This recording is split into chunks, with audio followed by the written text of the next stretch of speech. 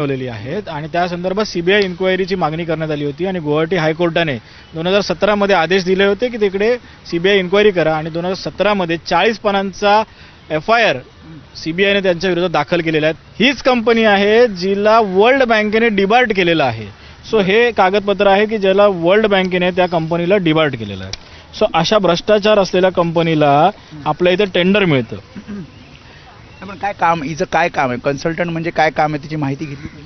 हो, ही कन्सल्टंट म्हणून कंपनीची काम करते। हिला ती जी ऑन साईट सेफ्टी आणि सिक्युरिटी बघणं, डे टू डे प्रोसेस बघणं, टेंडर प्रोसेसिंग करणं आणि त्यांना टेंडर डॉक्युमेंट बनवणं हे काम होतं। आता तुमची मागणी काय असणार आहे? संपूर्णपणे न्यायालयीन चौकशीची मागणी आहे आणि आम्ही या संदर्भात पत्र देणार आहे आणि जर याच्यावरती काही कारवाई झाली नाही तर न्यायालयामध्ये जाऊन याबाबत न्यायालयीन चौकशीची आमची मागणी आहे। या कंपनीला कन्सल्टंट म्हणून हटवावं, शिवाय या सगळ्याची चौकशी व्हावी अशी मागणी ॲडव्होकेट सागर देवरे जे ठाकरेंचे शिवसेनेचे पदाधिकारी आहेत ते करतायत। कॅमेरामॅन अरविंद वारगेसह मी वेदांत नाईब, ABP माझा, मुंबई।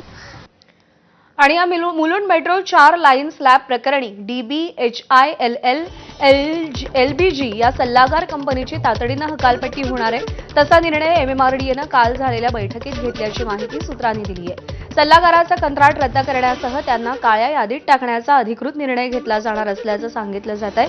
त्याचवेळी कार्यकारी अभियंत्याला निलंबित केल्यानंतर आणखी 2 अधिकाऱ्यांना देखील निलंबित करण्यात आलंय। ड्रग्ज तस्करी आणि मनी लॉन्ड्रिंग प्रकरणात ईडीनं मुंबईमध्ये कारवाई केली आहे। मुंबईतल्या डोंगरी भागामध्ये फैसल शेख आणि त्याची पत्नी अल्पिया शेख यांच्यावरती कारवाई करण्यात आली आहे। ईडीनं 5,88,00,000 किमतीच्या 7 मालमत्ता जप्त केल्या, त्यामध्ये एका मुंबईतील फ्लॅटचाही समावेश आहे।